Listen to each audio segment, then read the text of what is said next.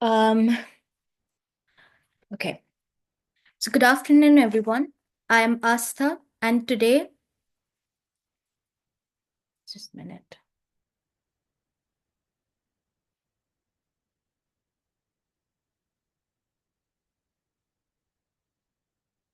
Okay. So good morning, everyone. Today is our daily debate, and our debate topic is the use of tariffs a viable long-term strategy for reducing trade defects? So, for the debate, we have Jayant, and against going is Navya. So we will be starting debate. Jayant, if you can start with your opening statement. You have 3 minutes for the opening statement, and your time starts now. I would start with my self count of 3, 2, and 1. Ladies and gentlemen, I rise fully in a fervent support of the motion that today use of tariff is a viable long-term strategy for reducing trade deficits. And I say this not out of ideological dogma, but because of undeniable historical precedent, real-world economic data, and the logic of national self-interest. Let's us begin with definition. A trade deficit occurs when a country's imports more than it exports, draining domestic wealth and weakening industrial self reliance. Tariffs, taxes on imports, serve as a corrective mechanism to restore equilibrium.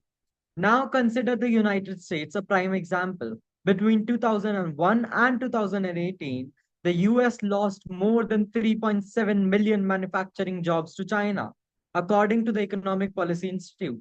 As a result of China's entry in the WTO and predatory trade practices, in response, Trump administration imposed tariffs on 370 billion US dollars worth of Chinese goods in 2018.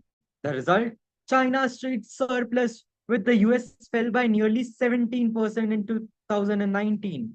Notably, US trade deficit with China dropped from 419 billion USD to 345 billion USD in just 1 year. History too stands with tariffs. Look at 19th century America, under Alexander Hamilton's vision and the American system of Henry Clay, high tariffs protect nascent industries. The tariffs of 1828 and Morrill Tariff of 1861 laid the groundwork for US industrial supremacy. From 1870 to 1913, the US had average tariff above 40%, and yet it was world's fastest growing economy. And this is not just an American story. Let's talk about Japan. Post World War II, used tariffs and import controls in 1950 to 70s to shield industries like steel and automobiles. Result, Japan became a global industrial powerhouse. Let's take another example of South Korea. Under Park Chung-hee, imposed tariffs to nurture steel, POSCO, shipbuilding, and electronics sectors. Today, Samsung and Hyundai are household names worldwide. Let's take another example of Germany. Under Otto von Bismarck, used trade tariffs to protect agriculture and emerging industries, building economic nationalism alongside unification. Contrary to neoliberal orthodoxy, the World Bank and even Harvard economist Danny Roderick acknowledge that selective protectionism under the right institutional frameworks has succeeded in reducing dependency and boosting export in long term. Now, skeptics argue that tariffs hurt consumers. But what hurts a nation more? Cheaper foreign goods or loss of entire industry, job, skills, and national resilience? A short term price rise is a small price to pay for a long term industrial sovereignty. I say tariffs aren't just taxes, they are investments in self sustaining, surplus generating future. Thank you. Thank you so much. Navya, if you can start with your opening statement.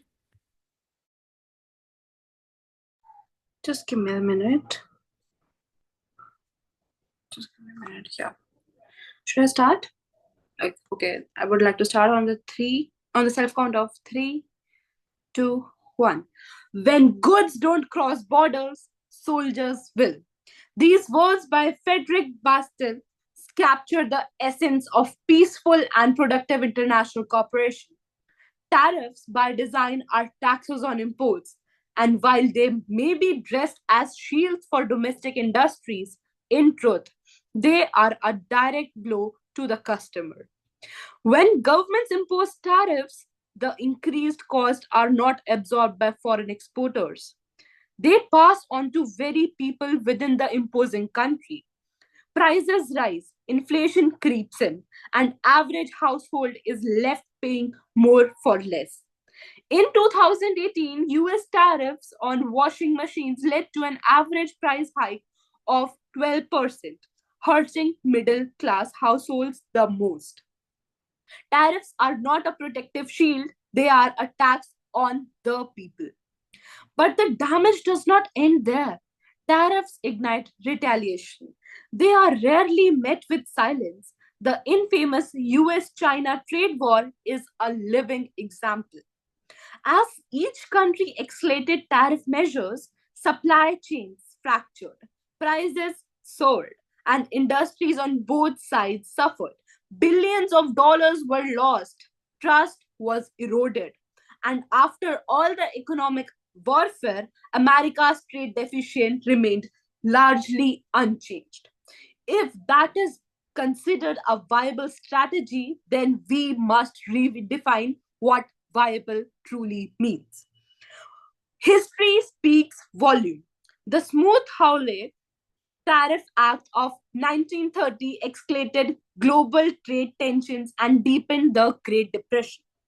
Fast forward to 2018, the US-China trade war, sparked by tariffs, resulted in US dollar 300 plus billion in mutual tariffs, job losses, and rising consumer prices. The trade deficit, it still grew. Furthermore, the belief that trade deficits are inherently negative is flawed one. A trade deficit often reflects a nation's strong consumption patterns or capital attractiveness. The US has run a trade deficit for decades and yet leads to innovation, investment, and global influence. The simplistic narrative is that a trade deficit equals economic failures, ignores the complexity of the global trade dynamics. Tariffs also cripples domestic industries in indirect yet significant ways. In today's world, manufacturing is globally interconnected. A single car may be designed in Japan, assembled in India, and powered by semiconductors from Taiwan. When tariffs disrupt the flow of parts and materials, it's domestic manufacturers who face higher costs, production delays, and reduced competitiveness. So I ask, are tariffs a viable long-term solution, or are they just a reactive tool that masks deepened issues? If a nation wishes to genuinely address its trade imbalance, the focus should be on boosting domestic productivity, encouraging innovation, forging fair multi-trade agreements, and investing in human capital. These are not quick fixes, but they are the sustainable ones. In conclusion, tariffs may not seem like an assertive move on the surface, but beneath lies a policy of economic isolation, consumer punishment, and strategic short sightedness. They do not solve the problem, they delay its reckoning. Thank you. Thank you so much, Navya. So now we have done with the opening statements. The next round will be of the rebuttals. As we have decided before, it will be 4 minutes. And I'm going to give you 3 minutes time for your rebuttals. And I'm going to pause the recording for now, and then we'll start with the rebuttals.